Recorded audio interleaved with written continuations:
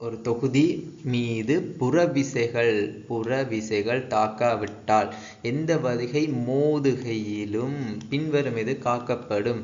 இந்த மோதுக என்ற ஒரு விஷயத்தை நீங்கள் ஒரு பாடத்தில் படிச்சிருப்பீங்க, அதாவது உந்தமண்ட பாடத்தில்.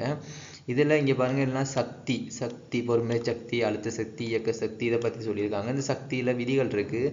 ஒரு பொருள்ற சக்தியானது, அதாவது சக்தியானது ஒரு இடத்துலேருந்து இன்னொரு இடத்துக்கு இடமாற்றப்படும், அதாவது மாற்று வடிவில் கொடுக்கப்படும் என்ற சக்தி ஆக்கவோ அழிக்கவோ முடியாது. இந்த சக்தி விதிகள் பார்த்துருப்பீங்க. ஆனால் இதில் கேட்குறாங்க, புற விசைகள் தாக்காவிட்டால் எந்த வகை மோதுகையிலும் பின்வரும் எது காக்கப்படும் கேட்குறாங்க. மோதுகையை பற்றி கேட்குறேன்னா தெரிஞ்ச ஒரே விஷயம் தான் பாருங்க, ஏகபரிமாண உந்தம் தான் தெரிஞ்ச விஷயம் தான் பாருங்க. ரெண்டு பொருள் வந்து மோதின பிறகு ரெண்டுமே ஒரு V1 V2 வேகத்தில் போகுது. அதாவது இந்த மொத்த ஏகபரிமாண உந்தம் என்ன சொல்லுதண்டா, ஆரம்ப உந்தம் சமன் இறுதி உந்தமா இருக்கும். இந்த ஆரம்ப உந்தம் இந்த இறுதி உந்தத்துக்கு சமனா இருக்கும். வெப்ப புற விசைகள் தாக்காவிடத்து.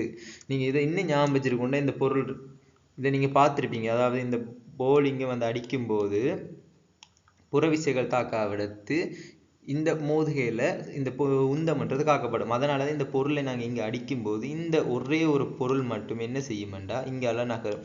திருப்பி இது வந்து இங்கே அடிக்கும்போது இந்த பொருள் அடிக்கும். இதே மாதிரி இந்த ரெண்டு பொருளையும் தள்ளி விட்டு போட்டு திருப்பி நீங்கள் அடிச்சிங்கண்டா இங்கே இருக்கிற இந்த ரெண்டு பொருள் தான் மேலெழும்பி திருப்பி ரெண்டு பொருளை அடிக்கும். இந்த செயற்பாடை நீங்கள் பார்த்துருப்பீங்க. அதுலேருந்து என்ன விளங்குதுண்டா, புறவிசை தாக்காவிடத்தில் இங்கே எந்த புறவிசையும் தாக்காவிடத்து மோதுகையில் இந்த மோதுகை இதில் அடிபடுற மோதுகை உந்தம் காரணமா என்ன செய்யுமாண்டா இங்கே இருக்க இந்த பொருளை வெளியேற்றும்.